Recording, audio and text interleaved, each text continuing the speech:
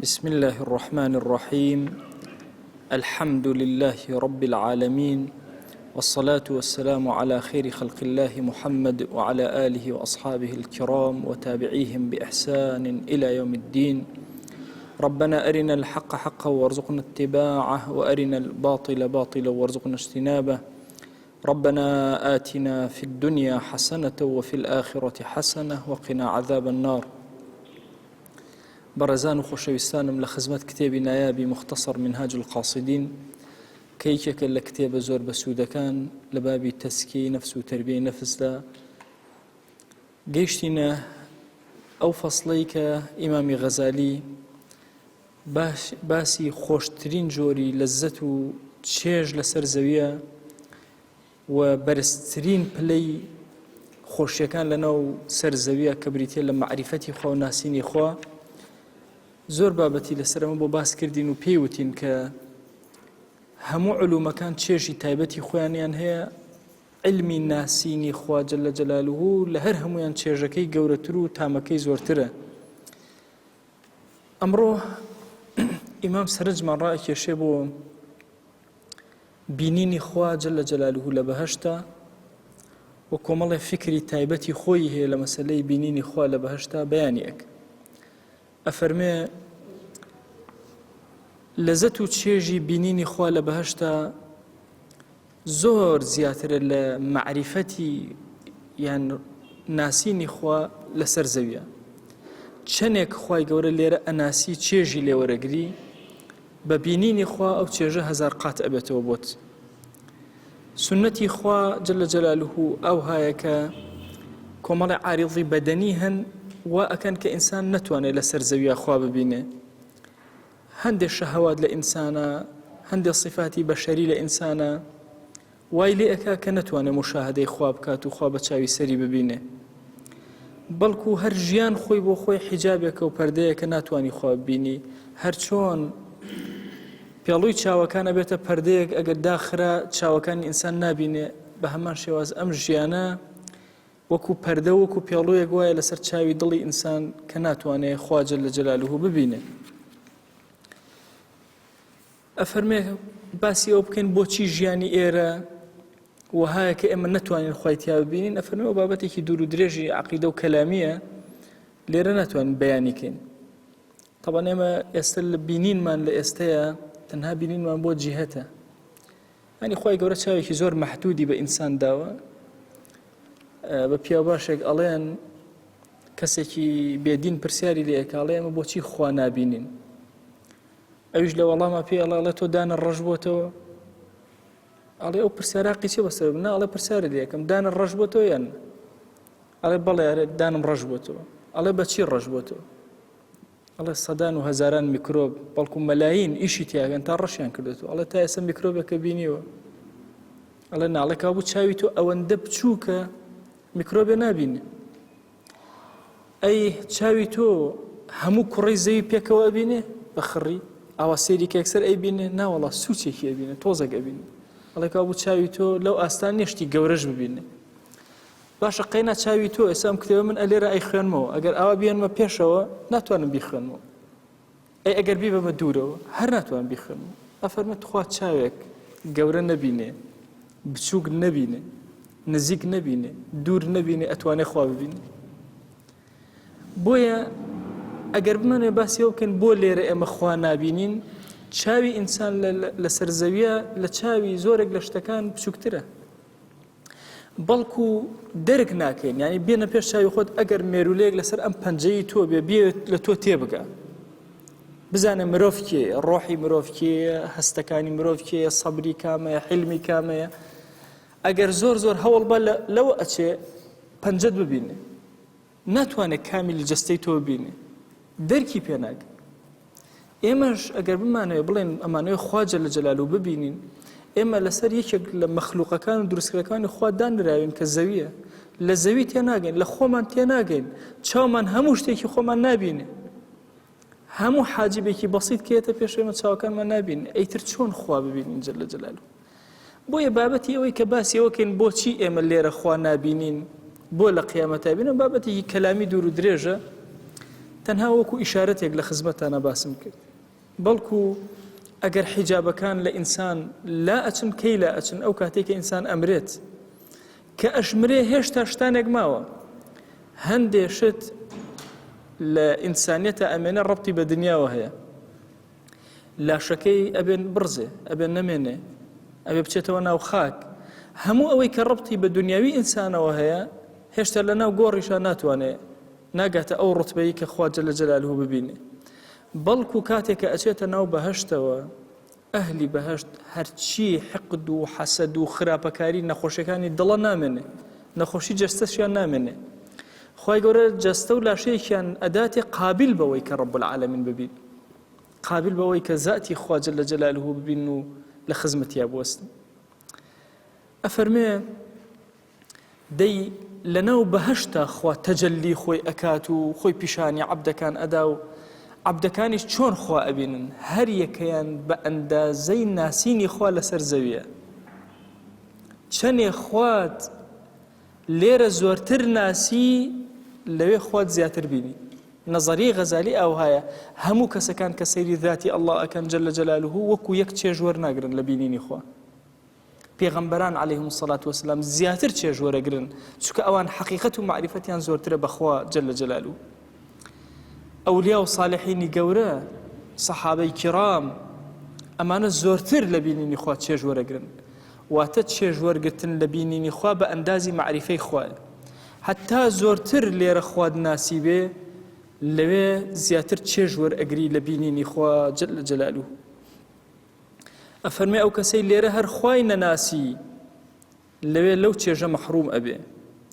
و هەر کەسە بە پلەی خۆی سوود وەرئەگرێ لەوەی کە لێرە چەندێ خواناز بووە چەندێ تێکەڵ بووە لەگەڵ معریفەتی خوایە جەل جەلالوهو ئینسان لەسەر ئەو شتە ئەمرێکە لێرە لەسەری ژیاوە ئەوە کۆ ئەکاتەوە کە لێرە ناشتوێتی بۆیە هەموو ئینسانەکان بە مستەوای یەکتری سەیری معریفەتی سەیری خوددا جەل جەلالوهو ناکەن بەڵکو هەر کەسیان جۆری چێژەکەی جیاواز هەمووان خوا ئەبین لە بەهەشتا بەڵام شێوازی بینینەکە و چێژ وەرگرتنەکە ئەو بە ئەندازی ناسین و علمیانە لێرە بەخوا جەل جەلالوهو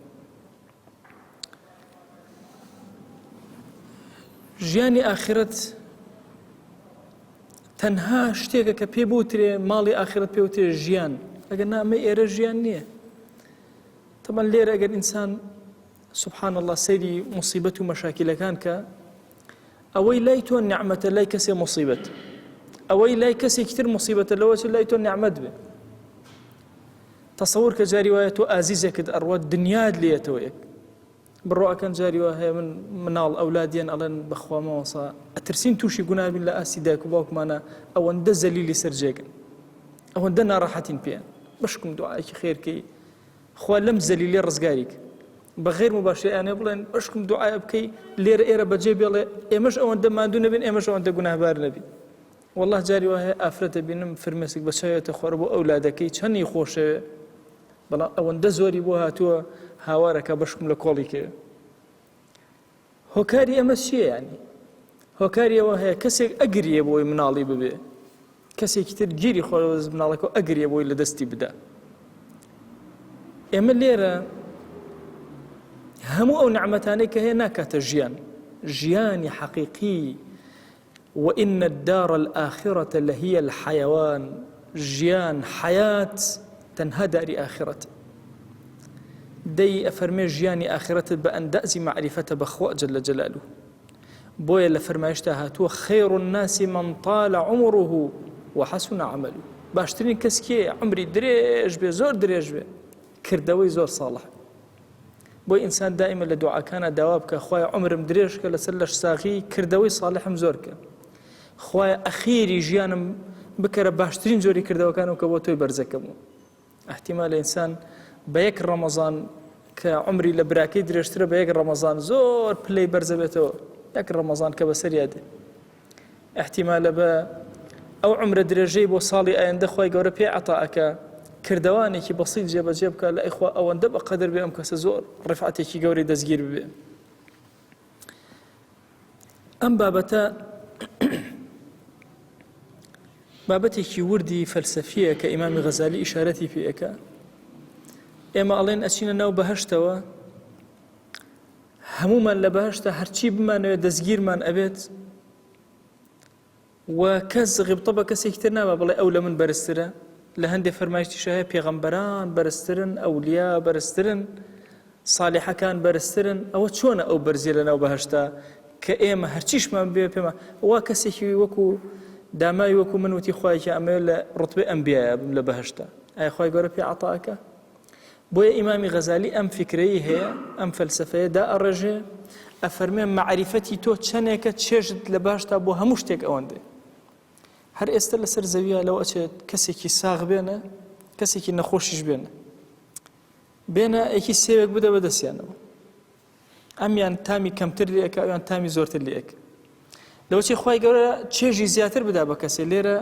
لە بۆ نابۆن جاری وا هەیە دیقەت بدەن کەسێک هەیە بۆنی عەتر ئەکا زۆر مرتاحە پێی کەسێکی بۆنی ئەکا زۆر پێ بێتاقەت هۆکارەکەی چیە جۆری چێژەکان جیاوازن ئەفەرمێت لە بەهەشتا جۆری چێژەکان جیاوازن لە ناو بەهەشتا جۆری چێژەکان جیاوازن چەندێ معریفەتێ لێرە بەخوا زیاتر بێ ئەوەندە لەوێ قووەتی چێژەکان زیاتر ئەدرێت بۆیە تۆ لەگەڵ پێغەمبەرێکە عەلەیهی السەڵات وەسەلام لە هەمان سێوی بەهەشتە خۆن بەڵام ئەو ڕوتبەیی کە ئەو ناسینی خوایی کە لە ناخی ئەوە هەبووە کاتێک کە ئەو سێوەی کە ئەو ئەیخوا زۆر جیاوازە لەوەی کە تۆ ئەیخۆیت تام و چێژ و هێز و تاقەت و توانای ئەو بە ئەندازی معریفەت و نزیکیە لە خوا بۆیە ئەفەرمێ چێژی معریفەتی خوا معنای بریتە لە ڕؤیەتی خوا بینینی خوا و چێژ لە خوا و بینینی خوا جەل جەلالوه أفرمي ومع كونها ألذ من سائر اللذات عند أهل الكمال للا أهل كمال قوري قورترين جوري تشيج بريتي لا تشيجي بينيني خوا جل جلاله إمام هندي يا سامان بودا رجيبه هو أم يا سيانا وإما محبت من بو خوا زيادك چونکە ئینسانەکان لە حب و خۆشەویستیە جیاوازن ئیمامی ئیبن القەیم قسەیەکیە لە حوبە ئەفەرمێ حب نە ئەم سەری دیارە نە ئەو سەر ئەزانن پێ ئەڵێن حب لەوە ئەچێ مەلاین پلەی هەبێ چۆن ئینسانەکە خۆی هەستی پێ ناکە چۆن دایئەنێ بەڵام حبەکان زۆر کات دەرەکەون لە زۆر شتە ئەفەرمێ معریفەتی خوا و حبی خوا جەل جەلاوه لە دڵی ئینسانە بە هەمان شێواز کۆمەڵی وەسائل هەن زیادی ئەکەن حبەک خۆشەویستیەکە زیاد ئەکەن ئەفەرمێ بزانە ئەسعەدترین کەس خۆشبەختترین کەس ئەوەی کە حاڵی زۆر باشترە لە ئاخرەتە ئەوەیە کە لێرە خۆشەویستی بۆ خوا لە هەموو کەس بەهێزتر بوو ئاخرەت مانای چییە؟ مانای ئەوەیە کە تۆ بەرەو لای خوا ئەڕۆی ئەتەوێت لەوێ دەرکی سەعادەت کەیت و خۆشبەختی خۆت لە لیقای خۆیان بدۆزیتەوە دەی هیچ کەسێک هەیە بە ئەندازی ئەو کەسێکی خۆش ئەوێت و پێی بڵێن بە لیقای ئەگەیت چەند خۆشحاڵە بێت بە بیرمە کاتێک کە ئەسیرەکان لە ئێرانەوە ئاهاتنەوە بەرەو عێراق کاتێک کە دائەبەزین لە پاسەکە ئەو کات تەلەڤیزیۆن ڕەش و سپی بوو سەیرمانە کرد هەموویان سوژدەیان ئەبرد هەندێک دایک هەبوو ئێستاش لە پێش چاومە ئەکەوتە سەر زەوی کاتێک کە کوڕەکەی خۆی ئەبینی 10 ساڵ 2 ساڵ نەیبینیوە کە ئەیبینی لە پڕ ئەکەوتە سەر زەوی توانای تەحملی سیرکردنی مناڵەکەی خۆی نەبوو خۆشەویستترین و خۆشبەختترین کاتەکانی ئینسانەوەی کە بە لیقای مەحبوبەکەی ئەگەن بیرکەنەوە من جاری وایە هەندێک گەنج خەو بە پێغەمبەری خوا صلی الله عليه و آله وسلم ئەبینن بڕواکەن شەوق و زەوق و دەموچاوێکی وهایانە کەن ئەیگەڕنەوە نازانن چۆن تعبیر لەو خۆشیە بدەنەوە کە لە دڵیانە بەخەو بە خزمەتی پێغەمبەری خوا صلی الله عليه و آله وسلم گەیشتو ئەگەر بە حەقیقی بە خزمەتی بگەن ئەبێت چۆن بێ زۆر کات کەسێک کە مناڵی نابێت و مناڵی تەخیرە بێ دوای خوای گەورە مناڵی پێ عەتاءەکە ئەزان چێژێ وەرەگرێت لە بینینی مناڵەکە و لە سیرکردنی مناڵەکەیە چ لەزەتێ وەرەگرێت کاتێکەوە مناڵەکەی ئەبینێ قسەیەک ئەکە ئەڕوا ئینسان بۆ مەحبوبەکەی ئەسووتێ دەی وەرە ئەگەر مەحبوبەکە بریتێ بە لە خودا جەل جەلالوه بەتابەتیش ئەو هەموو عمرت بڕیوە هەر ئینتیزاری ئەوەت کردو بە حەزوری بگەی دەیوەرە کاتێک کە ئەمری بە حوزوری خوا جەل جەلالوه بگەیت و لە بەهەشتا بیبینی ئەبێت چ خۆشیە بگاتە ئەو خۆشی. ئەفەرمێ ئەسڵی حوب لە دڵی ئینسانی موسڵمان هەر ئەمێنێ مهما کان گوناهبار بێ مادام ئیمانی هێنا داخڵی ئیمان بۆ حبی خوا لە دڵی ئەچەسبێ. ئەگەر حبی خوا نەچەسبێ کەس ناتوانێت ئیمان بێنێ. بەڵام جاری وایە ئەم خۆشەویستە کزە بێ زیادەکە، ئەو خۆشەویستە کزە بێ زیادەکە. جاری وایە خۆت دەسەکەی بە تاعەت و عەبدایەتی قورئانە خوێنی ذیکرە خوێنی کاتەکانی خۆت بە فیڕۆ نادەی خۆت لە حەرامە پارێزی ئەوە حوبەکەت زیادی کرد. ئیمانەکە هەندێک عولەما فەرموویان ئیمان زیادەکە، غەزالی فەرموویەوە حوبەکە زیادەکە. هەندێک جار سێرەکەی تەمەڵی ئەەکەی ئەوە حوبەکەیەتە خوار و خۆشەویستی خوا لە دڵتا کەم ئەبێتەوە. بەڵام ئەفەرمێ ئەسڵی مەحەبەتی خوا لە دڵە بە یەک لەحزە لا ناچێ بڵێ بە کۆتایی ئیتر کۆتایی پێهاتوە نەماوە ئیلا بەشێکی ئەمێنێ. بۆیە مەسەلەی حوبی خوا جەل جەلالوه زۆر گەورەیە کاتێکە لە دڵە جێگیر ئەبێ. ئەفەرمێ بەچی ئەم حوبە زیاد ئەکا، بەچی ئەم حوبە گەشە ئەکا. ئەفەرمێ ئەم حوبە بە دووشت بە دوو سەبەب زۆر زۆر زیادەکە لە دڵی ئینسانە. یەکەمیان قەطع علائق الدنیا، ئەو شتانەی کە ڕبتت ئەکەن بە دنیا و بیپچڕێنە مەیهێڵە. وإخراج حب غير الله من القلب، خۆشەویستی غیری خوا لە دڵ بێنە دەرەوە. هەموو ئەوەی کە خۆشت ئەوێ کۆمەڵی جەماڵ و جوانی دنیای و هیچی تر. ئەفەرمێ یەکێک لە هۆکارەکانی کزبوونی خۆشەویستی خوا لە دڵە بەهێزبوونی خۆشەویستی دنیایە. ئەفەرمێ ئەو دڵی کە پەیوەست بوو بە دنیاوە چەندێک پەیوەستی بە دنیاوە هەبوو ئەوەندە نەقس ئەکا لە حوبی لە خوایە. ئەفەرمێ چۆن پیاوێک ئەگەر دوو ژنی هەبێت ئەگەر ئەمیان زۆر بلاوێنێ ئەوی تر لە دەست ئەدا ئەوی تر بلاوێنێ ئەوی تر لە دەست ئەدا. ئەفەرمێ بەو شێوازەیە ئەگەر هات و زۆر لەگەڵ دنیا خەریک بووی لە حوبی خوا کەمە بێتەوە، خەریکی حوبی خدا بووی جەل جەلالوه زۆر لە حوبەکانی دنیا لاتەوە بچووکە بنەوە بێ ئەهەمیەت ئەبن. دەی چۆن بتوانم من لە حوبم لە دنیا کەم بێتەوە؟ ئەفەرمێ هەموو ئەو ڕێگانەی بۆم باس کردووی لە باسی زوهد، لە باسی سەبر، لە باسی خەوف و ڕەجا، لە باسی تەوبە، لە باسی شکر، ئەمانە هەر هەمویان ئەبنە مەقاماتێکی بەهێز کە خۆشەویستیت بۆ خوا جەل جەلالوه زیاد دەکەن و هەنگاو بە هەنگاو مەحەبەتی خوا لە دڵتا جێگیرەکەن. ئەو خاڵی یەکەم. خاڵی دووەم بۆ ئەوەی مەحەبەتی خوا زیاتر بکە ئەبێت تۆ بە دوای ئاثارەکانی خوا لەسەر زەویە بگەڕێی خوا ببینی لەسەر زەویە. چۆن؟ هەتا ئەو زیاتر بناسی خۆشەویستیت بۆ ئەو زۆرتر ئەبێ. ئەفەرمێ خۆشەویستی شوێنکەوتەی معریفەت و زانیاریە بەخوا، زانیارەکەت بەخوا زیاتر کە مەحەبەتە زیاتر بوو. ئەفەرمێ دڵەکەت صاف کەرەوە، پاک کەرەوە، بەردەوام ذیکر کە، خۆت هەڵکە بۆ گەڕان بە دوای خودایە جەل جەلالوه. دلیل بێنەرەوە لەسەر بەڵگەکان، لەسەر هێزی خوا، لەسەر کردەوەی خوا لەسەر زەویە. اینجا سەری مەلائیکە و مەلەکوتی ئاسمان و زەوی کە اینجا مەحەبەتی خوا لە دڵتا جێگیرە بێ. ئەفەرمێ بۆ نمونە ئاوا چاوێ بەرزکەرەوە سەیری خۆرک، تۆ شتێکی بچووک ئەبینی لەوە ئەچێ ئەم شتە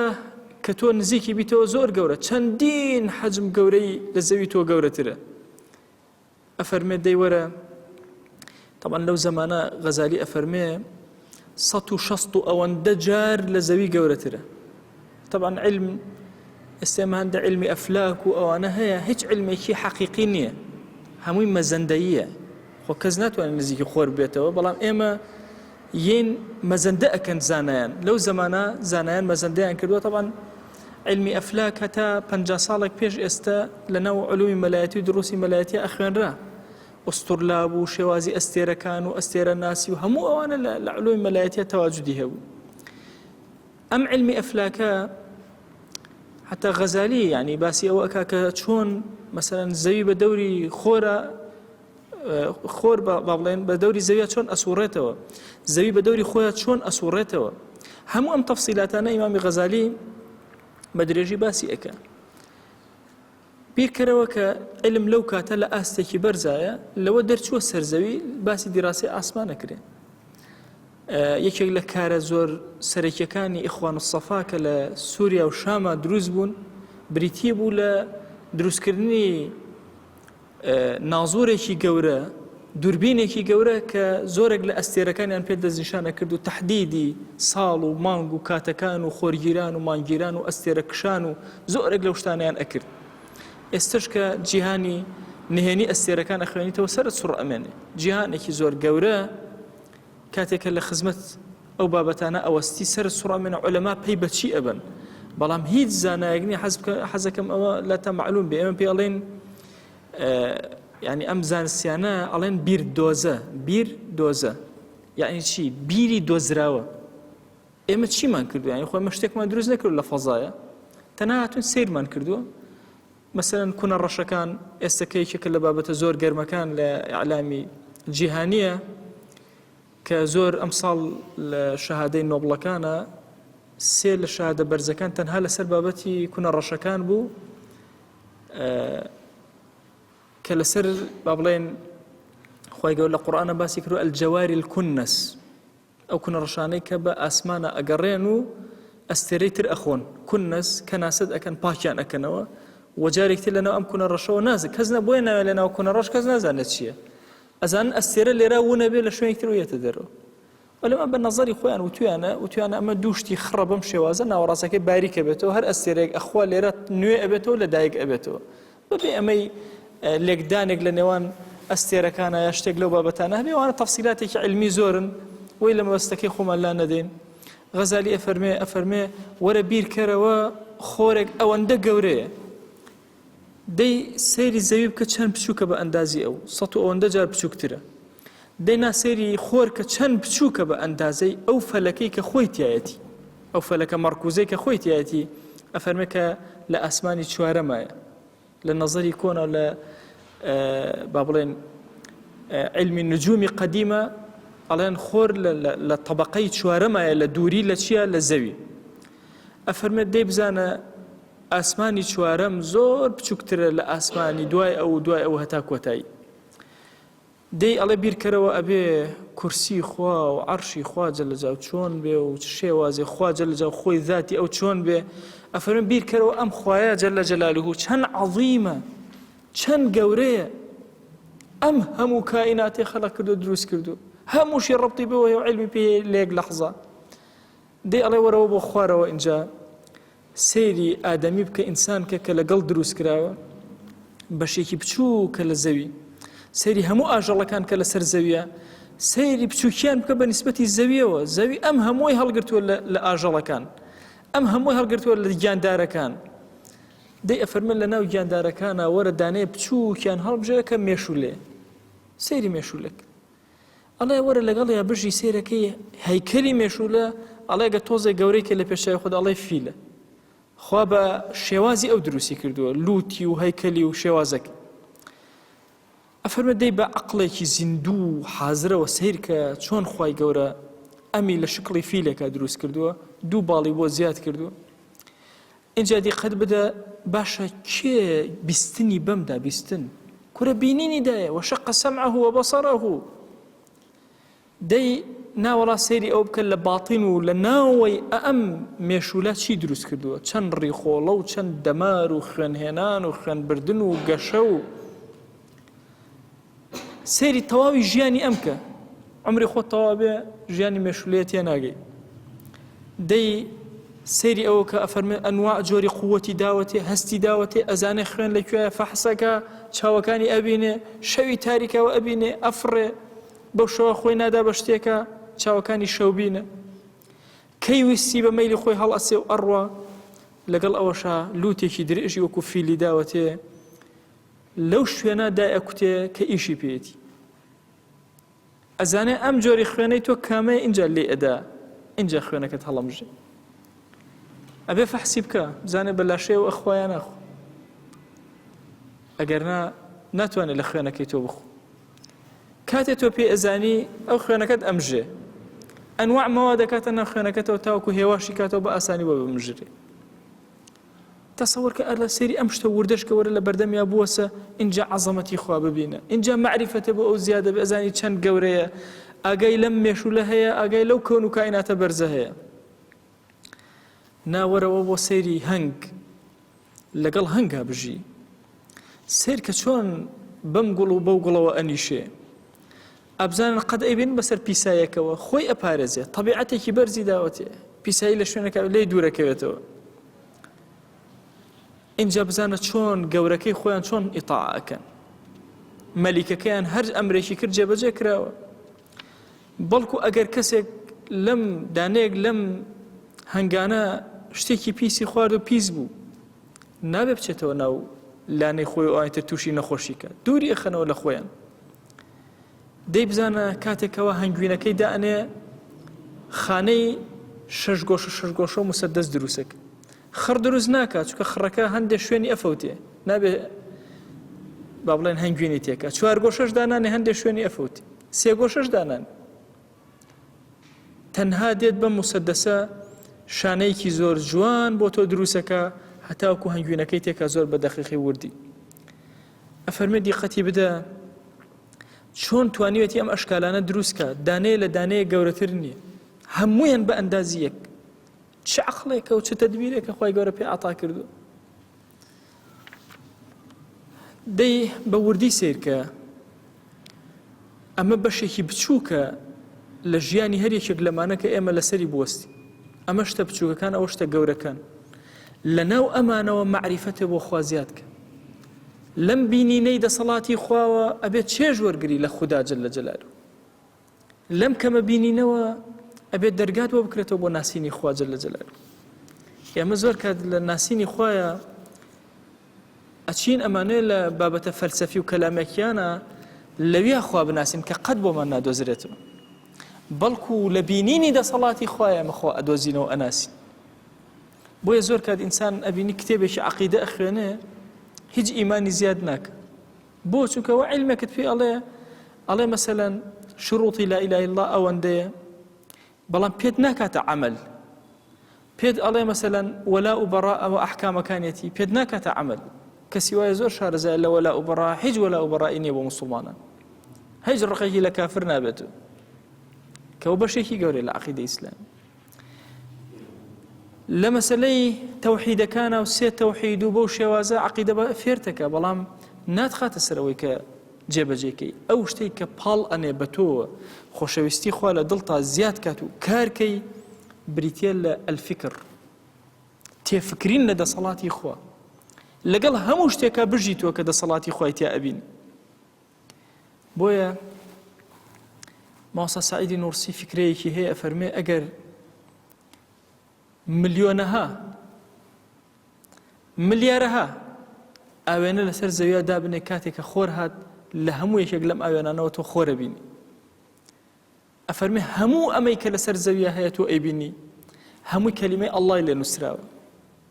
دیقەت بە لەگەڵ هەنگێکە چارت ناچارە ئەبێ هاوارکە یا ئەڵڵا ئینسان کەماڵی هەیە بەسەر هەموو گیاندارەکانە دەستەوسانە لە تێگەیشتن لە حیاتی هەنگێک لە حیاتی مێرولەیەک لە حیاتی مێشولەیەک دەستەوسانە لە تێگەشتن لە گەردوون ئەبێ لە دوورەوە بیردۆزەدا بنین لەوە ئێستا ئێمە ئەڵێن ئەندازی خۆر دووری لە ئێمەوە ئەوەندە ئەبێت کێ ئەڵێ ئەوەندە ئەبێت ئەمە تەنها نەظەریاتێکی علمیە ئەڵێن ئەوەندە ئەستێرە لەسەر زەوی هەیە کە ئەبینرێ کێ ئەڵێ ئەوەندە هەیە ئەڵێ جارێک کۆتا قسەم نوکتەیەکی مەلای مەشهورتان بۆ گێڕمەوە و کۆتایی پێ ئێنم طبعا مەلای مەشهوریەکە لە زانا زۆر بلیمەتەکەن شوێعیت لە عالەمی ئیسلامیە لە کوردستانە بە تایبەتی کردیانە شوێنی لێدان لە دین ئەگەنا پیاوێکی زۆر عاقڵ بووە ئیمامی ئیبن جەوزی باسی ئەکا ئەفەرمێ پیاوێکی زۆر دانا ئەویست بە کاری کۆمیدی خەڵک بگێڕێتەوە تێیان بگەێن هەموو داستانێکی مەلای مەشهور کە عەرەبی پێڵێن جوحا ئەگێڕێتەوە ئیلا سوود و نەفعێکی تایبەتی هەیە بۆ کۆمەڵگاکەی خۆی کە ڕێکی کردوونەتەوە ئەڵێ جارێک لەگەڵ کەسێکە وەستا بوو کەسەکە وتی هەر پرسیارێ بکرێ من جوابی ئەدەمەوە ئەڵێ خۆ زۆر متەکبر عالمێکی زۆر گەورە بوو ئەڵێ ئەویش پێ وتی وەڵام من پرسیارێکم هەیە تی پرسیارەکەی وتی چەند ئەستێرە لە ئاسمان وەڵام نازانم چەند ئەستێرە زۆرە وتی ئەی خۆتە زانی وتی بەڵێ وتی چەند ئەستێرە لە ئاسمان هەیە وتی 10 ملیۆن بۆ نمونە وتی جا 10 ملیۆن چی وتی دەبڕۆ بیژمێرە من ژماردومە 10 ملیۆن باشە یەکێتر بڕۆ ئەژمێرە زیاتر ئەویتر زیاتر ئەویتر زیاتر بۆیە ئێمە دەستەوسانین تەنها سەیرەکەین سەی دەسەڵاتی خوا ئەکەین جوانی خوامان بۆ دەرەکە تەسلیم بە ذاتی پاکی پەروەردگارە بین خوای گیان لێت ئەپاڕێنەوە لێت ئەلاڵێنەوە خوای بۆ خاتری گەورەی خۆت علممان بە خۆت زیاد کە یا رب العالمین عەقیدەمان ڕاسیخ و دامەزراو کە یا رب العالمین خوای داوا لێکن لە شوبهات و شەهوات بمان پارێزە یا ربی خوای لێت ئەپاڕێنەوە لێت ئەلاڵێنەوە خوای دامان مەزێنە لەسەر دینداری لەسەر خواناسی لەسەر تاعەت لەسەر عەبدایەتی خوای گیان ئێمە کەوتنەتە مانگی مەولودەوە ئەمانەوە لەم مزگەوتەی خۆمانەوە لەم وتارەمانەوە هەموو ئەوانەی متابعەمانەکەن لە تۆڕە کۆمەڵایەتیەکان و لە تەواوی ئەنتەرنێتەوە هەومان پێکەوە بە دڵ ئەمانەوە لەم مانگی مەولودە مبارەکە سەڵەوات بۆ دیداری خۆشەویستمان بنێرین بە زمانی کوردی ئەڵێن خوای گیان بە ئەندازی ژمارەی هەسارەکانت بە ئەندازەی وردەکاری مەخلوقاتت خوایە بە ئەندازەی نمەی هەموو بارانێکی باری و بە ئەندازەی پەروەردگارە هەناسەی هەموو مەخلوقێکت خوای گیان بە ئەندازەی هەموو گیایەکی سەوز و جوان و سەوز بووت پەروەردگارە بە ئەندازەی هەموو گیایەکی زەردبووی ئەم کاتەمان یا رب العالمین خوایە بە ئەندازی دەنکی هەنارەکانمان بە ئەندازی میوەکانمان بە ئەندازی پەروەردگارە هەموو ئەو کەسانەی کە سەڵەوات لە دیداری پێغەمبەری خوا ئەدەن صلی الله عليه و آله وسلم خوایە بە ئەندازی هەموو ئەهلی کوردستان ئێمە سەڵەوات بۆ خۆشەویستمان ئەنێرین خوایە ئەم سەڵەواتانە ئێمەی پێ بگەێنە سەلامی مەجالیسەکانی ئێمەی پێ بگەێنە یەک ناومە لە خزمەتیا بێنە یا ئەکرەم الأکرەمین آمين آمين والحمد لله رب العالمين وصلى الله على سيدنا محمد وعلى آله وصحبه وسلم تسليما كثيرا أبدا إلى يوم الدين